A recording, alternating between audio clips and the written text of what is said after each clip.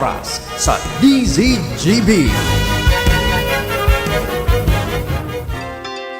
Inihahatod sa Indo kang Department of Environment and Natural Resources, Regional Office No. 5, ang programang Kapalibutan Ta at Tamanon Ta. Kapalibutan Ta at Tamanon Ta. Programang magtataunin impormasyon asin kaaraman, manungod sa satuyang kapalibutan, asin sa mandato kang Department of Environment and Natural Resources. Kapalibutan Ta at Tamanon Ta.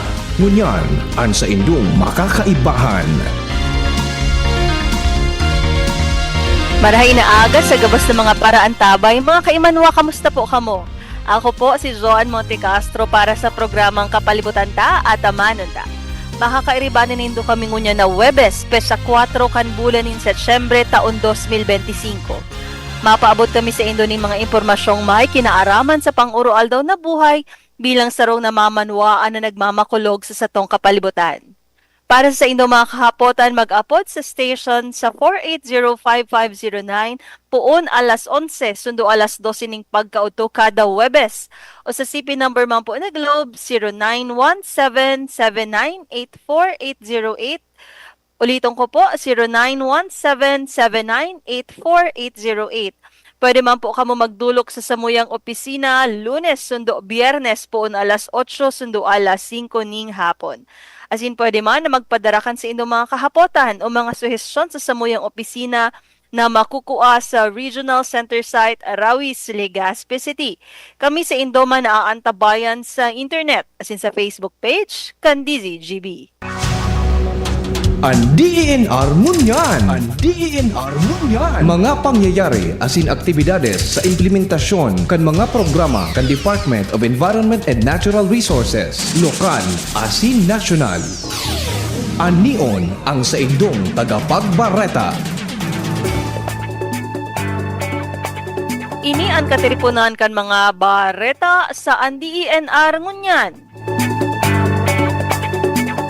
Manlain-lain na opisina kan gobyerno sa rehiyon ang nakisumaro sa parada sa Bicol Regional Center Site Arawis, Legazpi City kasubagong aga, Setyembre 4, 2025 para sa grand opening kan 125th Philippine Civil Service Anniversary Celebration na may temang Bawat Kawani, Lingkod Bayani, Puso, Dangal at Galing para sa Bayan. Ang selebrasyon na pinanginotan kan Bicol Regional Center Site Association o BRGCA asin kan Civil Service Commission.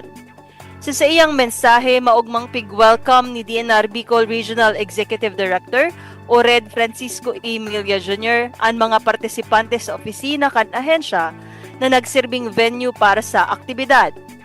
Sa iya man napigtawan doon ang tema kan selebrasyon na nagtataonin focus sa marahay asin makusog na serbisyo publiko. Manlain-lain ng mga aktibidades ang nakalinyada para sa selebrasyon kan 125th Philippine Civil Service Anniversary, arog kan laro ng lahi, family feud asin iba pa. Dagdag padigdi magkakaigwaman in government job fair sa maabot na Setyembre 5 sa SM City Legazpi, tangani na magtaonin oportunidad sa publiko na makakuha ng trabaho sa manlain-lain na national government agencies, government-owned and controlled corporations as in state, universities, and colleges. Ini ang katiripunan kan mga bareta sa DENR Ngunyan.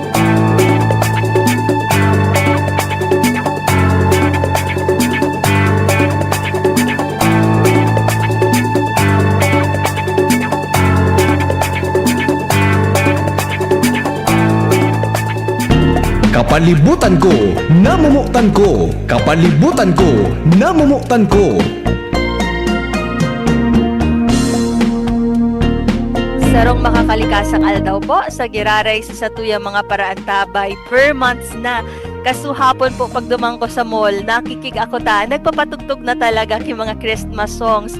Excited naman po kaya ako, kaya sa iling ko mainot na ako na mag-greet sa Indo ki advance Merry Christmas. Ano po?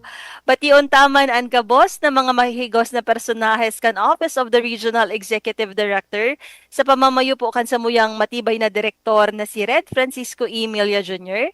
Sa opisina man po ni Assistant Regional Director for Technical Services Attorney Ronel Sopsop, ARD for Management Services Ronel B. Astor, ARD for Special Concerns Adona P. Sanjago, Mines and Geosciences Bureau sa pamamayo po ni Regional Director Engineer Guillermo A. Molina Jr. IV, as in syempre sa Environmental Management Bureau sa pamamayo po ni OIC Regional Director Jerry Jeronimo R. Sanyas. Marahing naaga man po sa mga naghihiling kan sa tuyang FB Live as in mga paradangog kan DZGB. Kasunod po kan sa tong programa kan nakaaging simana, may nag-text po actually sa satuyang hotline na 0917-7984808. Alat sa na po ta, i-retrieve ko ang sa iyang text. As in, nagpromesa ako sa iya na ining text niya sisimbagon ta sa masunod na radio program. Kaya ang topic ta po ngunyan na simana manunungod po sa pagpropagate ba kang ining agarwood o lapnisan tree. Ang sa iya pong text kang last week, nag-end po ang number niya sa 811. Ang sabi niya, may mga personahes da siya na midbid na parang gusto man da magkuha key permit para digdi sa pagpropagate ki agarwood. Kung ano da po ang paano magkuaki permit, kaipuhan po ba da magkuang permit ang sa indang organisasyon sa DENR. So, iyo ini ang sa iyang naging text last week. Tig-replyan ko siya na, day ko na discuss sa iyang text message, pero mas maray sa ngunya na aga po. Directly, hali sa eksperto, digdi sa mga tree cutting permits, sa kung ano pang mga permits ang kang DENR. So, kaibahan ta po sa aldaw na ini, si Miss Melita Aberca, siya po ang Chief kang Wildlife Permitting Section, kang Licenses, Patents, and Deeds Division. Good morning, Miss Sweet! Hello po, Miss Joanne. Good morning. At good morning din po sa mga listeners and viewers na po sa Ngunya na Aga. Good morning po. Ayan, Miss Sweet. Nickname po kan sa tuyang guest, Sweet. Maski ang pangalan niya, Melita. Arayo. Arayo Yun, sa ano? iyang nickname. Grabe. Pero very sweet kaya na person ining sa tuyang guest. So, Miss Sweet, kang last week kani po, may texter kita na nagahapot kaining agarwood o lapnisan. And ang aram ta po na ang agarwood, bako baga siya so ordinaryong kahoy. Aram ta na may dakulang economic value ining agarwood o lapnisan. Pero sa pagkakaaram ko, saro ining threatened species. Tama ba? Kaya Yes, kaipuhan ang regulasyon sa pagtatanom asin pag-ani ka ini. So, pinakainot, Miss Sweet, ano ba ining agarwood o lapnisan tree? And nata siya importante sa satuyang kalikasan o asin sa ekonomiya. Okay.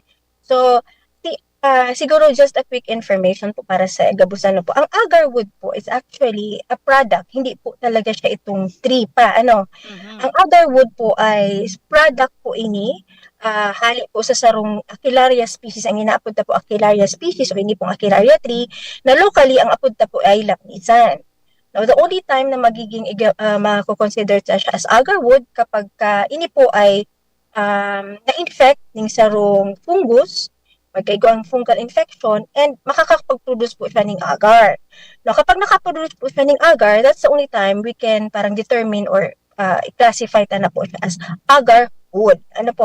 So again, ini pong tinanom na ini, ang apod po kay ni locally is lapnisan.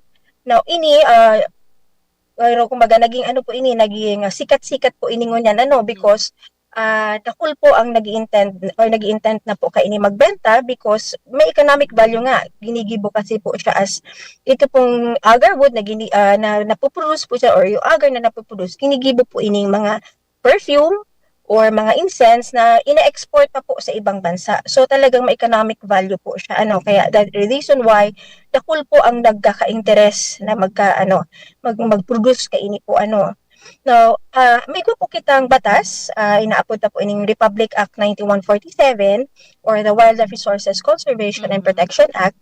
Under kaining pong batas, nire-regulate po kay ni gabos, activities concerning po ang mga pagkokolekta, pagbebenta, pagproduce, mag-propagate, not just ito pong mga animals, kaiba po digdi ang mga tinanom. So, part po kaini ang mga ang tinatawag na pong lapnisan. So, kaya nire-regulate po ini under the law. Now, sabi po kang batas, inaalaw naman siya, inaalaw ang collection kung gusto mo po mangolekta, kung gusto ka po magtanom, kung gusto ka din po mag-propagate, and eventually venture into commercial propagation, o meaning ibebenta mo na siya po, inaalaw ini, provided na kaipuhan ka po mag-apply ng wildlife, inapunta pong wildlife culture permit po sa DENR. Kung digdi po sa Bicol, ang issuing office po, digdi po yan sa regional office sa Rawis. Now, ini pong permit, ini po ang mag-aalaw sa imo na magtanong, mag-propagate, at magbenta in the future. I-harvest mo, kumbaga sutig pagtanong mo, i-harvest mo ini, and eventually, ibebenta mo po siya in the future. Ini po itong permit na ma-allow sa imo. Nagibuhon po ito. Yan po ang inaapod na pong wildlife culture permit. So, ini pala, napigaapod tang agarwood, parang byproduct siya, kaining lapnisan.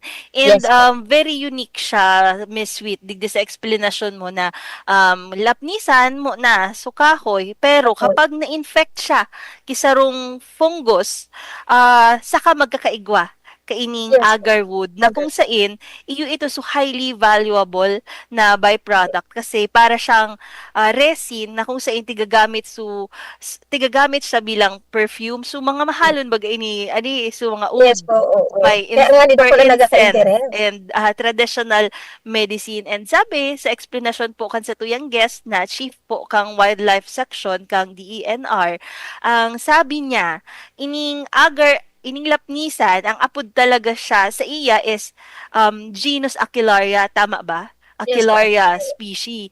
So, duman sa explanation ni Ma'am Sweet, ano siya, threatened and endangered species din ining kahoy. Actually, kasubago, Ma'am Sweet, nagbasa man ako kung gura ano talaga ini ka, threatened or endangered. Ang sabi digdi sa Convention on International Trade in Endangered Species. Ini pala, regulated ang Aquilaria malaysiensis kasi classified siya as vulnerable sa IUCN Red List. Ini po sa international global status. So, kaya tigre-regular ta siya. Pero, tigbasa ko din kapag sa Philippine digdi po sa lokal sa Pilipinas, igwa kitang daw na nagre-regulate man digdi sa agarwood na tigaapod tang Aquilaria na nag-classify man sa iya as threatened species. So kaipuhan ta talaga siyang protektaran no matter kung gura ano so value niya ma'am kasi kita baga nag-account ki mga species pirmi kitang nyaon kita sa era of accounting kang sa tuyang mga species. So kasabay sa pag-account may valuation kaya iyan, 'di ba, Ma'am Sweet? Kung gura ang value kang kahoy na ini lalong-lalo na digdi sa tigaapod tang lapnisan and the byproduct niya ang agarwood. So Miss Ma'am Sweet, kasubago pig-explikar mo sa muya ining wildlife culture permit. Ano po ba ang kasalukuyang pulisiya kang sa tuyang opisina tungkol digdi sa mga lapnisan o ining Aquilaria malaysiensis? Lalong-lalo na kung ang sarong kahoy kaibahan sa mga threatened species. Bako sana ining lapnisan. So, basically, ang opisina po, itong na-mention ko nga po kanina na wildlife culture permit, ini po ang permit na tinatao kang DENR sa gabus po na intent or mga tao, individual man iyan or any entity na gusto po mag-venture into commercial propagation ng mga lapnisan or any plant for that matter. So generally, ini po, dahil nireregulate po ang pagkolekta, ang pagpropagate, pagbebenta, commercially ini mga tinanom, ini po, ini-issue po ini kang opisina. May mga akibat pa po ini mga requirements, no? So, prior to the issuance of this permit, kaipuhan mi po, kaya under the law, ang sinasabi kang batas, we need to ensure na financially and technically capable po venture sa commercial propagation.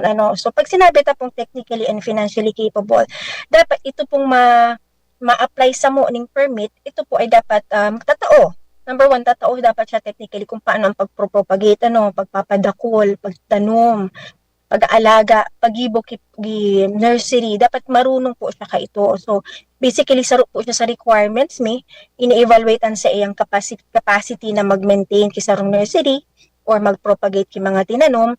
And likewise, kaakibat po kaining capacity, technical capacity niya, dapat financially ready din po siya. So, dapat mapapatunayan po or, mai-show niya po sa tuya sa tong opisina, maipo-prove na financially igwa po siyang capacity na mag-maintain ki nursery, number one, nursery, number two, kasi bako ang pag-ataman po kisarong tinanom. Although yes, bako man po siya aro kang mga animals na talagang may pa-feeds and everything, sa tinanom medyo mas lesser ang cost, but still ang pag-maintain kisarong nursery entails financial pagkaipuan din po na financially ready ka. So, ining duwa po na consideration, iling mi po ini as we evaluate the application. So, once na iling mi that si tao or si entity gusto mag-propagate, financially and technically capable, pinoproceed na po, na po siya na mag-apply sa tuyong opisina.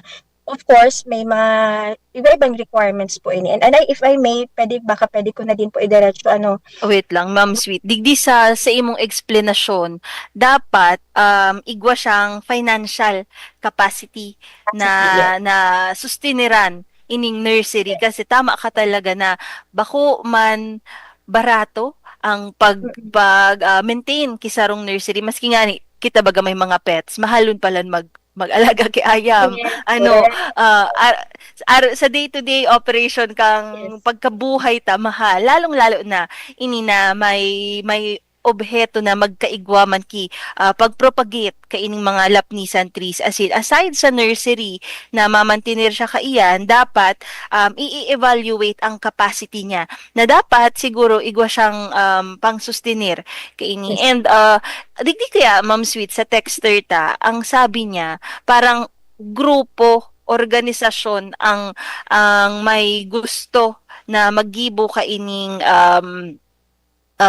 pagpropagate kang mga lapnisan. So, allowed ba siya na grupo o pwedeng governmental entity, NGO, PO, people's organization, o dapat individual ang nag-a-apply sa DENR? Pwede pong individual, pwede po ang PO, NGO. In fact, may saro na po kitang permittee na people's organization. Sinda po ay nasa Sorsogon, nakapag-apply na po sinda as a PO. So, sarong organization na po sinda again, kaipuhan since kung siya ay organization, syempre kaipuhan niya po itong nag-prove siya na siya talaga ay registered din. Kasi di mi man po pwedeng ibaliwala or di mi po dapat haliun itong siya po ay rehistrado din. So we have to prove na siya po ay registered, otherwise i-classify mi siya as individual. Pero kiniklaim po nila that they are a people's organization. That's why kaipuan mi din po ning proof na duly registered po sila. So any individual or entity, basta kayo po, kung kamo man po ay grupo, you have register din po kamo either sa SEC or sa CDA kung kamo po ay cooperative. So, actually, digdi sa texter ta, may mga pinangaranan siya kung sisay ini na mga individual o grupo. Pero di ko na tigbasa, digdi sa satuyang radio program. Siguro for privacy man, kaining mga individuals na ini. Pero at least, na-explikar sa to na pwede pala ang sarong individual, pwede din ang people's organization o mga grupo na organisado. And as a matter of fact, sabi po kan sa tuyang guest, Iguana na people's organization man sa Sorsogon. So talagang thriving ini na industry, nakakatabang. Actually, kapag may mga araw ini, nakakatabang din iyan sa tuyang kapalibutan, nababawasan ang sa tuyang carbon footprint. Syempre, nagtanom ka pa din kikahoy, ining lapnisan.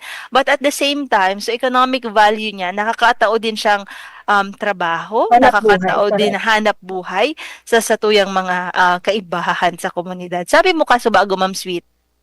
igwa pa siya aside duman sa pagmantenir ki nursery as in capacity, financial capacity, igwa pang mga requisitos. Ano po ini Yes. na mga requisitos? Okay. Ang isa ro po di ay sabi. So again, sabi ko nga ano ko na, diretso ko na ano. So we have to prove financial and technical capacity. So pag sinabi pa pong technical capacity, dapat may gwapo siyang propagation plan. Ano?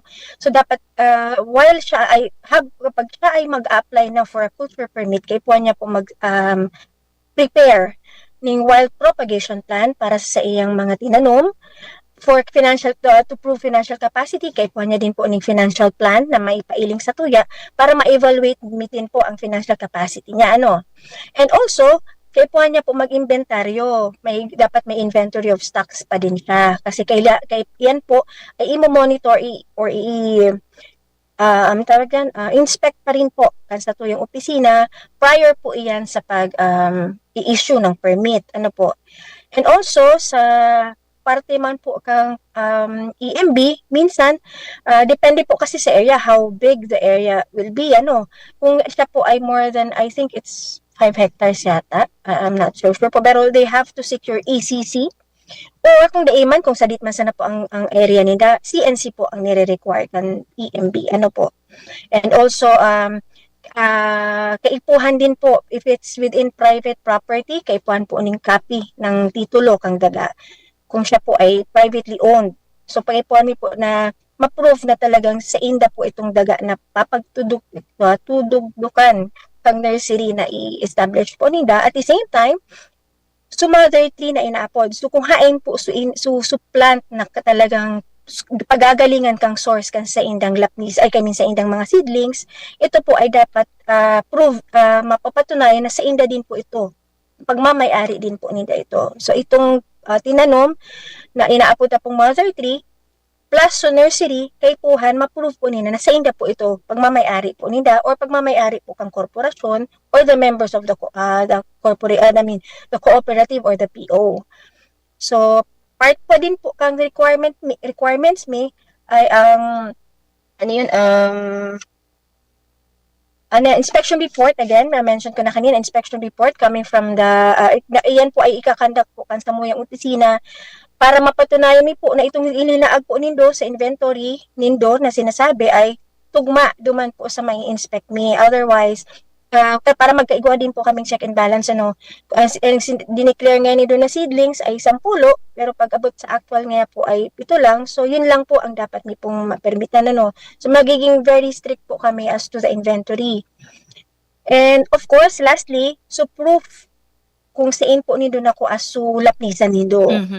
Yun ang pinaka-importante actually. Sa pinaka-importante mi pong so proof kung saan po nako asulap minsan. Like, kalimbawa, igwa po talaga kamong tinanong within your property. And ito ang gusto nindong magiging, naapod na pong mother tree. So ito, dapat mapatunayan nindo na sa indo na po ito talaga haloy na. Ito po, sakali man, ito po ay pwede po mag-issue ang barangay sa indo ng certification na ito po ay haloy na. As to its age, as to kung kasuarin po siya duman na sa indo nakadakula. So ito po ang magiging katunayan nindo that legally sa indo po itong possession kay itong mga mother tree ito or mga lapisa na ito. And for those na gusto din po na magtanong pa sana, so mga gusto pa lang po magtanong, na ma-venture pa lang into commercial propagation, ang proof na kaipuhan po nindo ay dapat ito po ay legally sourced from mga wildlife permittees din. So, kumbaga, kung ikaw po ay maigwa pa sana, maigwa ka pa sana ng plano na mag-propagate, mabakal ka po o makuha ka lang po sa mga rehistradong permittees po kang DNR. Naigwa na din po kita dito sa Bicol, we have we have already 28 wildlife culture permittees. So, if you intend to go to commercial propagation, buy sa mga legitimate sources sa mga permittees po ng DNR. Para, iyo din po ito ang magiging proof of legal acquisition mo. Ito po ang, so deed of sale mo duman, so resibo mo na makukuha out of that sale. Ito po ang mai-attach mo, ito po ang magiging proof mo na legally in-acquire mo po sa mga lapnisan mo.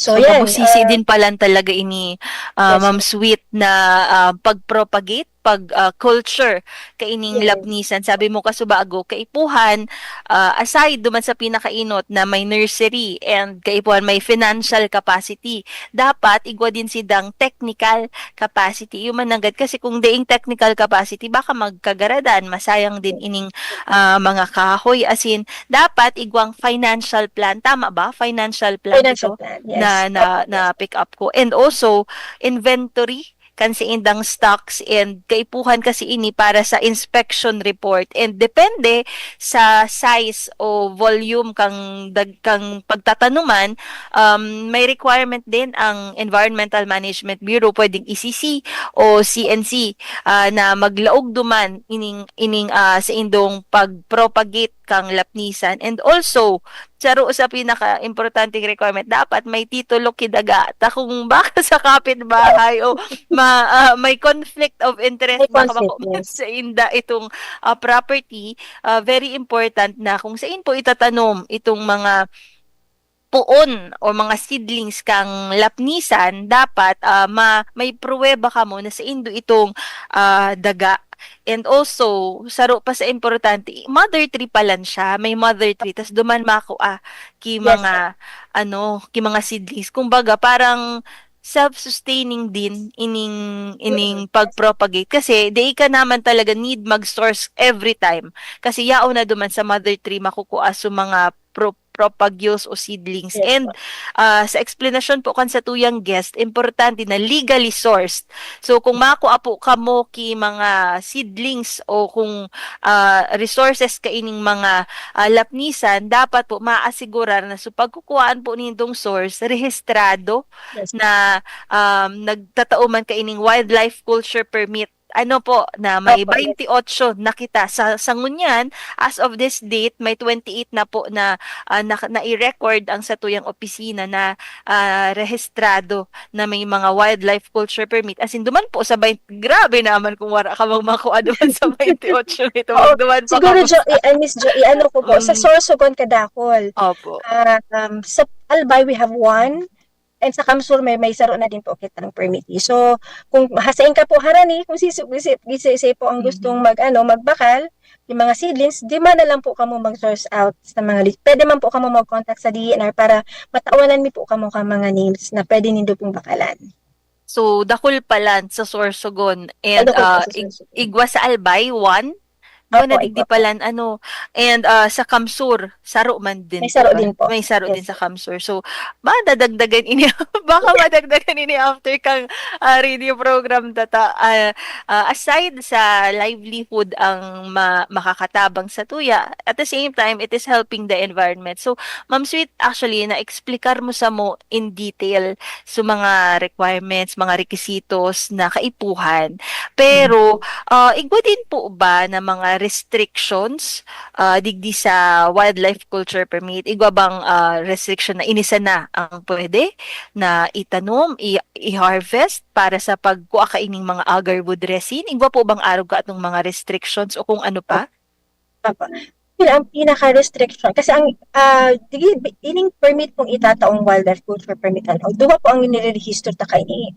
Ang nire-register ta po kay ni is the mother tree, meaning itong tanom na po sukukwaan kang mga Opo. seeds, mother tree, at the same time so nursery. Now, ang restriction kasi po kang batas na ini is that the only time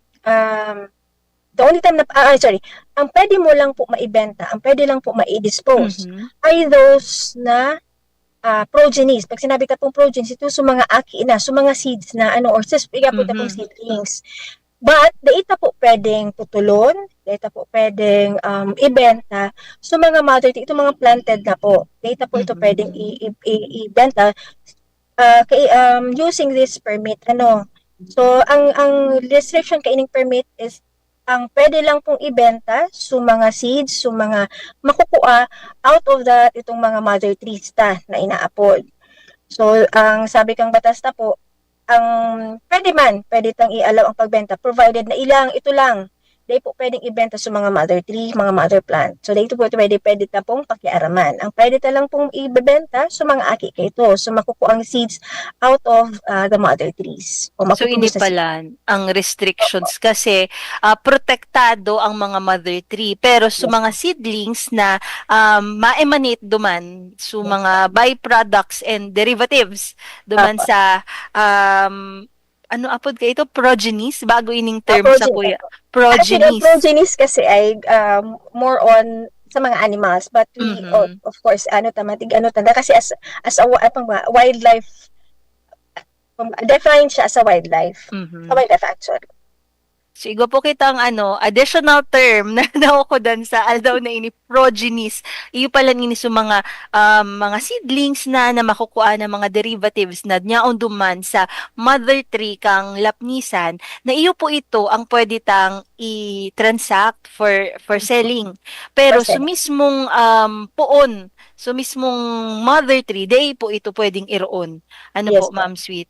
Pero siguro, dakol ang naiingganyar, dakol ang may gusto considering na igungan ining economic value pero duman sa mga requirements ta na financial capacity ining technical know-how ano po ang saro pa duman nakaapotan na nasa isip for sure kan sa tuyang mga paradangog haloy ba ang proseso So, sa pag-apply kay ining permit considering na ilatag ta na ilay down ta na gabos na dokumento na kaipuhan hinda ang timeline naman ang iisipon ta. sige.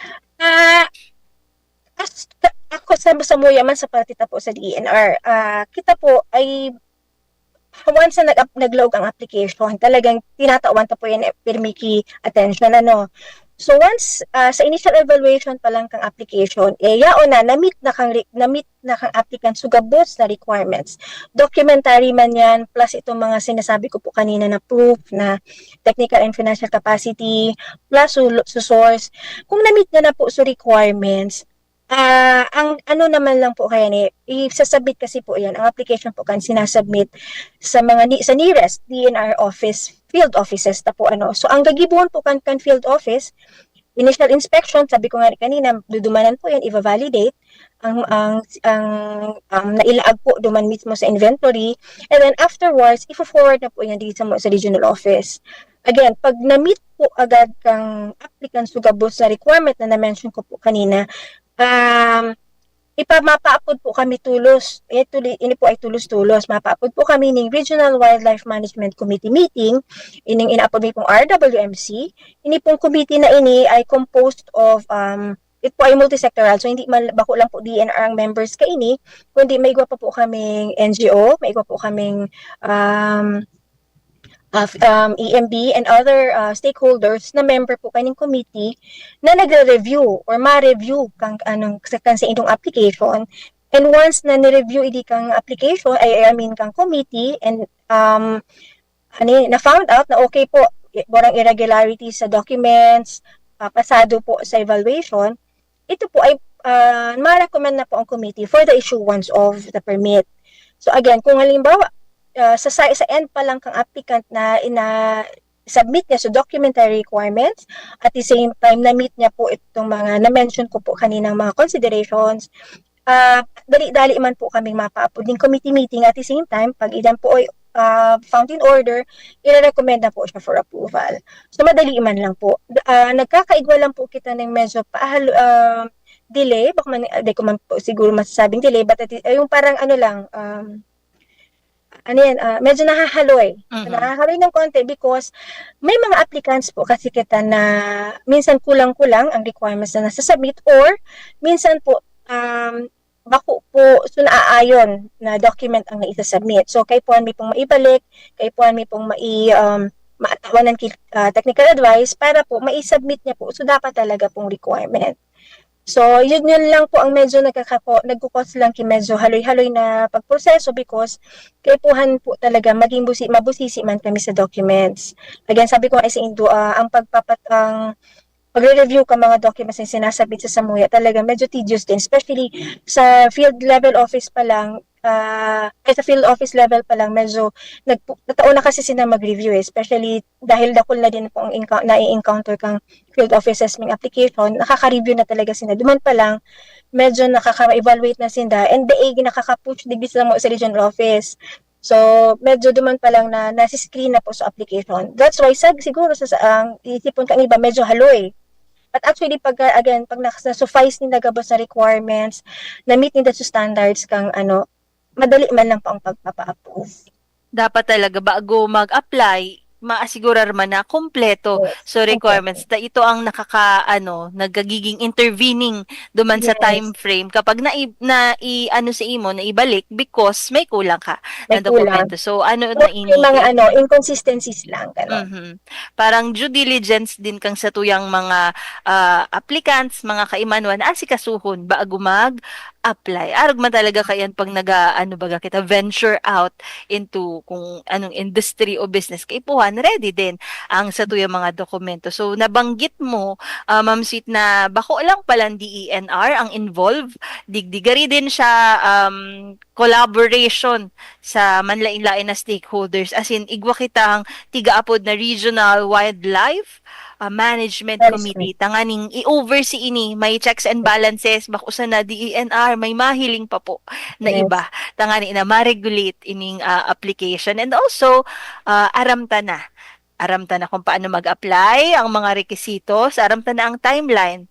Pero, Ma'am Sweet, paano man kung nagbalgar ka? For example, natawanan ka na kang permit, gabos na comply mo ng mga requirements, pero di ka nagsunod duman sa mga regulasyon na nakasaad sa permit mo. Igwa ba ining karampatang padusa? Yes po, actually, Miss Joanne. May nakalagbo, kung halimbawa na permitan ka pa, part po kan sa indong terms and conditions kang permit, ma-comply ka duman sa sinaapod na pong mga conditions. Number 1, ma-submit ka po ngayon ng mga report, itong quarterly report sa imong production, kasi bako man lang ini dahil tinamanan ka na pong ki-permit, okay lang, anytime, pwede ka po so, ma-comply ka duman sa mga terms and conditions. Now, may nakalag po duman sa permit na nagsasabi na deliberate disregard kang sa indang obligation, kang sa indang sa permit na ito, na issue sa inda, is a subject for revocation po ang permit. So, pag napatunayan na di ka po nagsusunod, kapag matunayan na igwa ka pong mga violations sa imong permit, agad-agad i-recommend siya for revocation. And di ka na po pwedeng, di na po ito sa imo pwedeng maibalik pong permit mo.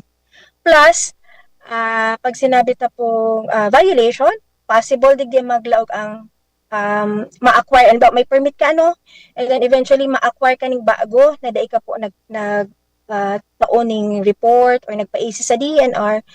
That's possible illegal na collection or illegal possession ka ito, possible na violation po yon. Pag nag-trade ka, nabako duman mismo sa imong narehistrong nursery, possible din po na illegal trading din po yon, so violation po yon. So again, dakulan po ang mga pwedeng maging violation mo. Ang pinaka-penalty mo po dyan ay revocation po ng permit.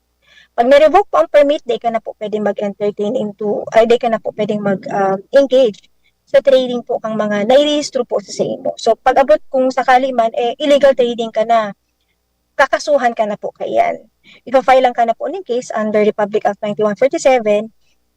And ang kasi po kayan, ang nagmo-monitor and nag-evaluate kang mga sa violation is ang enforcement division po ng DNR. So kami po ay nagtatao lang ng lisensya, kami po ang nagtatao po ng permit, but these permits ini-endorse mi po ini sa tuyang enforcement division kasi sinda din po ang monitor, nag-evaluate kan sa imong performances kang mga permitista. Now, pag may na-find out na sinda po ay nag-violate, agad-agad i-revoke po ang permit. Ma-recommend po ang enforcement division for the revocation of the permit. At the same time, pwede din po sindang makasuhan as to the violation. So, depende po sa violation na makukommit po ang permittee. So, igo talaga pala na kaipuhang i-comply na quarterly report. Yes, and dapat diing deliberate disregard duman sa mga nakalaag na conditions sa permit na maitatao si Indo. And kapag kamo di nagsusunod, subjects din siya for revocation, lalong-lalo na kapag may mga illegal trades. Tama ba Yes po. ining pagkakasabot ko? So, dapat kapag nagkaigwa na po kita ki mga permits, dapat maging compliant kita, maging mga masunod-sunod man. This is ano siya parang iga-grant ka man kang opportunity na maka-propagate kaining mga tiga-apod ng lapnisan, which is good for the industry and good for the economy. So siguro last question ko sa imo Ma'am Sweet, ano bang naiiling mong vision o future kaining agarwood propagation sa Pilipinas? Sa iling mo ba ano siya, sustainable industry na makakatabang siya sa satuyang ekonomiya, at the same time naiiling mo ba na magiging regulated ining maray, lalong-lalo na magsunod ang satuyang mga kaimanwa? Yes po. Actually po, siguro ano na lang, para ma-encourage din po ang gabos, ano. Mhm. Actually, ang Bicol po ang may pinakadakol na narehistro or permittees po sa yung mga lapisan propagation. Ano po, out of 71 kang buong Pilipinas, may 28 na kita digdi. And kita po ang kadaklan sa sources na po kang mga legal sources na kang mga gustong mag-venture na taga Mindanao, na taga Cebu, mga taga North, sa to na may nagkukuruan na sa to. So talagang sa iling po kang business na ini talagang ano na siya, in place na siya sa Bicol. In fact, ang Bicol na talaga ang pigdadayo na para po siya ay maging source kang mga lapnisan nursery sa ibang regions. Ano, so talagang nag-boom na siya for Bicol region. Kaya sabi nga ni Pirmi, sana sa mga ining mga na-issue kaming permits as kasi ini-invite mi sila during mga RWMC meetings, no? Talagang na-encourage mi sila na to follow para din po sayang man lang kang pinapinunan ni po ninda, no? Sayang na kang su, tigpo na ninda na proseso kung talagang masasayang lang na dahil dahil sila nakapag-comply, sayang man po kang business ninda, ano. Now, as to, syempre, again, dagdag duman sa mga arog katungso sa na-mention ko kanina, mga POs, talagang nagbumusto sa indang negosyo. Na kung silang natabangan na mga families, talagang naging nakatabang maray po ining industry sa inda na mabuhay, magkaigwaning mga hanap buhay. Kaya sana, for Bicol Region, mapaano ta ini, maging mapayos ta, and sa iling ko dakol na din po talaga. In fact, may mga nadawg na din po, may nag-ano na din sa Muya na from ibang provinces, na from Kamsur, Iguana, may Iguana naman na ma-apply, and from Digis na Alba, Iguana din pong Saro naman na ma-apply. So nagiging ano na siya, kumbaga ang bantog na din po ining sa Bicol. Kaya nauugma kita sa DNR na halos gusto din po kang kabus na ini ma-regulate ang sa indang business, ang sa indang gustong dream sa buhay na magkaigwa din pong agarwood propagation.